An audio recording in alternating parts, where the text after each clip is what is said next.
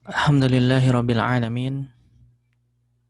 Wassalatu wassalamu ala rasulil karim nabiyina Muhammadin wa ala alihi wa ashabihi ajma'in wa man istanna bisunnati ila yaumiddin amma ba'du. Ikhwati wa akhwati rahimakumullah. Assalamualaikum warahmatullahi wabarakatuh. Pada sesi yang ketujuh ini kita akan melanjutkan bab alamati raf'i, di mana pertemuan sebelumnya kita sudah membahas tanda rafa' yang pertama yaitu dhammah. Dan sekarang kita akan membahas tiga tanda lainnya yang dimulai dari bait ke-22 sampai bait ke-24. Kemudian nanti kita akan lanjutkan babu alamatin nasbi, yaitu bait ke-25 dan sebagian dari bait ke-26 insyaallah ta'ala. Mari kita baca terlebih dahulu bait-bait yang akan kita bahas. Masih pada babu alamati raf'i. وارفع بواو خمسة أبوك أخوك ذو مال حموك فوك وهكذا الجمع الصحيح فاعرفي ورفع ما ثنيته بالألف وارفع بنون يفعلان يفعلون وتفعلان تفعلين تفعلون. باب علامات النصب. علامة النصب لها كن محصيا الفتح والألف والكسر وياء وحذف نون فالذي الفتح به علامة يذنها لنصبه. Nah, ini insyaallah kita akan bahas tiga bait dari bab alamati raf'i, kemudian satu bait dan juga sebagian dari bait 26 pada bab alamatin nasbi. Kita bahas insyaallah satu persatu. Pada bait ke-22 di mana Syekh Muhammad Asy-Syinkiti menyebutkan warfa biwawin khamsatan abuka akhuka dzu malin hamuki fuka. Kita akan menyusun terlebih dahulu bait ini menjadi kalimat yang biasa digunakan dalam keseharian atau menjadi kalimat asalnya, di mana kita susun menjadi warfa khamsatan biwawin abuka akhuka dzu malin hamuki fuka. Yang mana artinya adalah rofa'kan 5 isim dengan waw, yaitu abuka bapakmu, akhuka saudaramu, dzu malin pemilik harta, hamuki iparmu, dan fuka adalah mulutmu. Kelima isim ini disebut dengan al-asmaul khamsah atau yang kita kenal dengan istilah al-asmaul khamsah. Yaitu 5 isim yang memiliki keistimewaan di mana tanda rofa'nya ini bukan dengan dhammah, tidak seperti isim pada umumnya. Yang mana kelima isim tersebut sudah tadi sudah disebutkan oleh penulis, yaitu abuka, akhuka, dzu malin, hamuki, dan fuka. Yang kalau kita perhatikan ke semua isim ini kondisinya adalah dalam kondisi apa? Mudhof. Kondisinya apa? Mudhof. Apa itu mudhof? Belum kita bahas mengenai mudhof. Mudhof artinya adalah menyandarkan sebuah isim, yaitu dalam hal ini adalah 5 isim ini kepada isim yang lain. Jadi menyandarkan kelima isim ini kepada isim yang lain. Contohnya tadi abuka, artinya bapakmu. Atau boleh kita mengatakan Abu Muhammad, bapaknya Muhammad, dan yang lainnya. Artinya dia tidak dalam kondisi mufrad, tidak dalam kondisi tunggal, akan tetapi dia harus disandarkan kepada isim yang lain. Boleh menggunakan domir seperti abuka, boleh menggunakan juga isim zahir yaitu Abu Zaid, Abu Khalid, dan yang seterusnya. Adapun kalau kelima isim ini muncul dalam kondisi mufrad, artinya tidak disandarkan kepada isim lainnya, maka ia marfu dengan dhammah layaknya isim yang lain. Ya, kita katakan abun, akhun, hamun, dan seterusnya.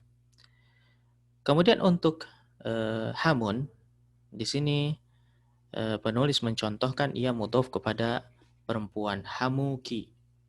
Ya, kalau kita perhatikan yang lain dia mudhof kepada mudzakkar, kepada laki, abuka, akhuka, fuka.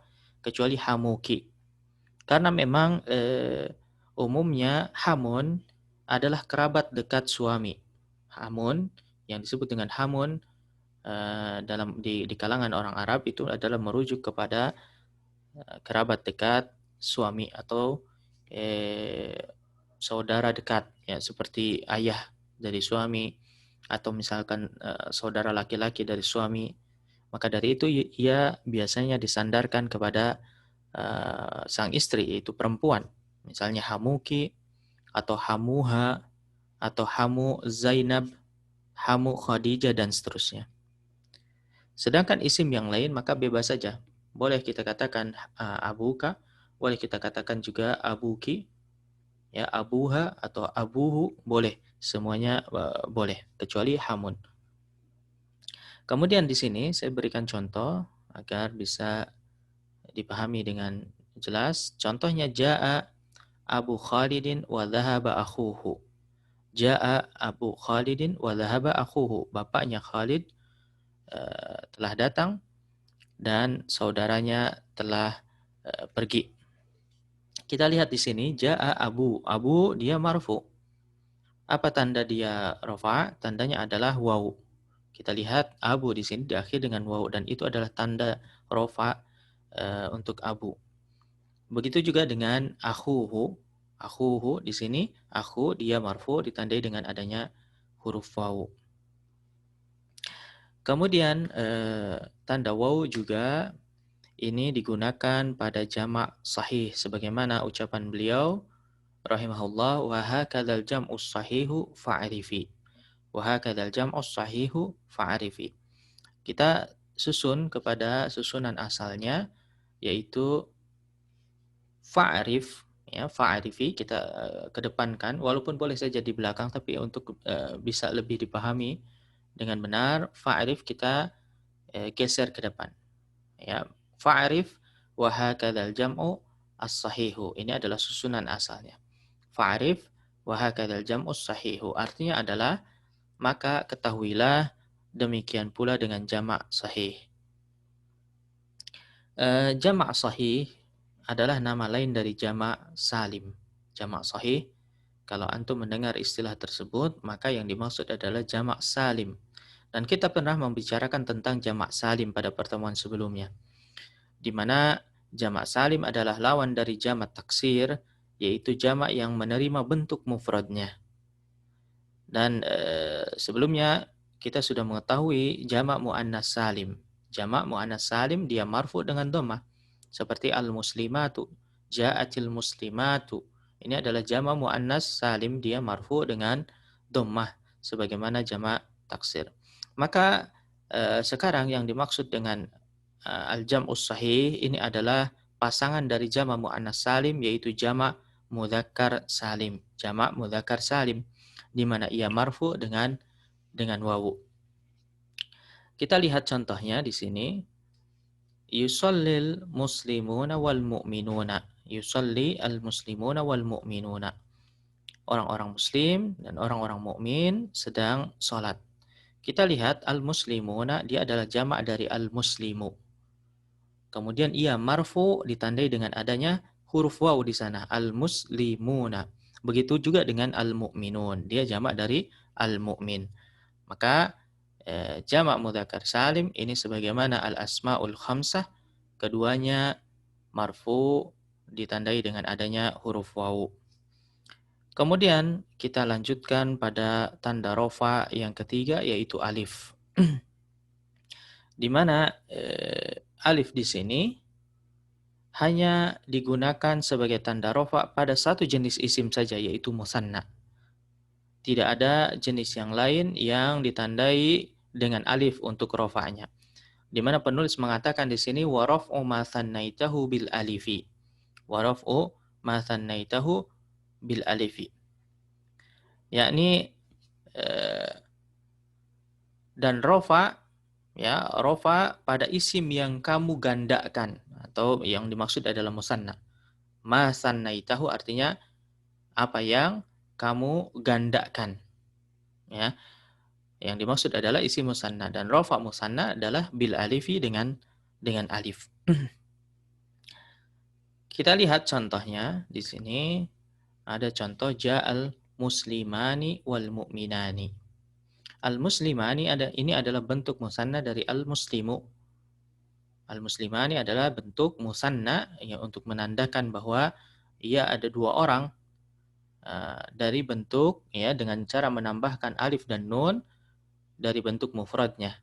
Ya, mufradnya apa? Al muslimu, kemudian kita tambahkan alif dan nun di akhirnya menjadi al muslimani. Ya, tanda dia marfu adalah alif. Tanda dia marfu adalah alif. Maka demikian juga dengan al-mu'minani. Al-mu'minani, dua orang mukmin, dia musanna, marfu ditandai dengan adanya alif. Kemudian langsung kita masuk kepada tanda rofa yang keempat, dan ini adalah yang terakhir, yaitu adanya huruf nun. Khusus untuk tanda yang ini, maka ia adalah tanda rofa yang hanya ada pada fi'il saja. Hanya ada pada fi'il saja, tidak ada pada isim. Adapun tadi tanda yang kedua dan ketiga yaitu wawu dan alif itu hanya ada pada isim saja. Wawu dan alif ya, wawu pada al-asmaul khamsah dan juga jamak mudzakkar salim. Kemudian alif pada musanna, ini semua adalah tanda rofa khusus hanya untuk isim saja. Adapun tanda yang pertama yaitu dhammah, maka ia bisa masuk pada isim dan pada fiil, dan itu sudah kita bahas pada pertemuan sebelumnya. Kita baca bait yang terakhir dari bab alamati raf'i, yaitu warfa' binunin yaf'alani yaf'aluna wa taf'alani taf'alina taf'aluna. Dan artinya, dan rafa'kanlah dengan nun, yaitu 5 wazan atau 5 bentuk fiil, yaitu yaf'alani, yaf'aluna, taf'alani, taf'alina, dan taf'aluna. Ini adalah yang kita kenal dengan istilah al-amthilatul khamsah. Al-amthilah al-khamsah atau al-af'alul khamsah.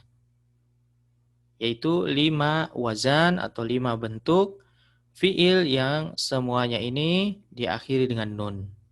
Maka tanda dia marfu adalah adanya nun tersebut. Ya, adanya nun tersebut adalah merupakan tanda rofa bagi al-amthilah al-khamsah. Nah, kita alhamdulillah sudah menyelesaikan pembahasan mengenai bab alamati raf'i, dan sekarang kita akan melihat ringkasan. Ya, ringkasan dari awal bab sampai akhir bab. Di mana alamatu raf'i kita sudah bahas pada pertemuan sebelumnya. Tanda yang pertama adalah dhammah. Dan dhammah ini terletak pada 4 jenis kalimah. Ada pada 4 jenis kalimah, di mana 3 diantaranya adalah isim dan 1 berasal dari fiil. Ya, yang pertama adalah isim mufrad seperti ja'al muslimu. Kemudian yang kedua jamak taksir seperti ja'a ar-rusulu. Kemudian yang ketiga jam'ul muannats salim seperti ja'atil muslimatu. Dan yang keempat adalah pada fiil mudhari yang mana dia sahih akhir, tidak bersambung dengannya apapun itu. Misalnya nun, misalnya alif, waw, tidak bersambung dengan apapun. Contohnya yadhhabu zaidun. Kemudian ciri yang kedua yang tadi kita bahas adalah waw. Tanda rofa yang kedua adalah waw. Dan ia terdapat pada 2 tempat. Yang pertama pada al-asmaul khamsah, yaitu abuka, akhuka, dzumalin, kemudian hamuki, dan fuka. Di mana contohnya seperti jaa abuka. Abuka dia marfu ditandai dengan adanya huruf waw di sana. Kemudian jenis kata yang kedua yang ditandai dengan waw untuk rofa'nya adalah jam'ul mudzakkar salim. Jamak mudzakkar salim. Contohnya seperti ja'al muslimuna. Al-muslimuna dia marfu ditandai dengan adanya huruf waw. Kemudian tanda yang ketiga adalah alif. Alif ini hanya ada pada 1 tempat saja, yaitu pada isim musanna. Contohnya seperti ja'al muslimani. Al-muslimani dia marfu ditandai dengan adanya huruf alif di sana. Kemudian ciri yang terakhir, yang keempat, yaitu adanya huruf nun, yaitu pada al-amthilatul khamsah. Al-amthilatul khamsah atau nama lainnya al-af'alul khamsah sama saja. Contohnya seperti yadhabani. Ya, yadhabani dia marfu ditandai di sana adanya huruf nun. Baik, selesai pembahasan kita mengenai bab alamati raf'i. Kemudian kita masuk kepada bab berikutnya yaitu bab alamatin nasbi. Pada bab ini saya hanya akan menyampaikan apa saja ciri-ciri nasab. Adapun untuk letak-letaknya di mana saja ciri ini terdapat, maka insya Allah kita akan bahas pada pertemuan berikutnya. Syekh Muhammad Asy-Shinqiti rahimahullah ta'ala mengatakan pada bait pertama di bab alamatin nasbi, beliau mengatakan alamatun nasbi laha kum muhsiya al-fathu wal alifu wal kasru wa ya wa hadfu nunin. Wa hadfu nunin ini ada pada bait selanjutnya, bait yang kedua dari bab alamatin nasbi. Maka ini menunjukkan bahwa bait ke-25 berkaitan dengan bait ke-26 ya, pada bait ke-26. Dan demikian memang halnya, terkadang satu kalimat itu tidak cukup disampaikan dalam satu bait saja. Jadi mungkin saja sebagiannya ada di bait berikutnya. Untuk itu penting bagi kita untuk menyusun kembali menjadi kalimat asalnya. Nah, kita lihat dulu kalimat asalnya dari bait ini, yaitu alamatun nasbi al-fathu wal alifu wal kasru wa yaun wa hadfu nunin. Lihat, ciri atau tanda nasab itu ada 5. Kun muhsiyan alaiha, kun muhsiyan laha, kun muhsiyan laha. Ya, ini susunannya.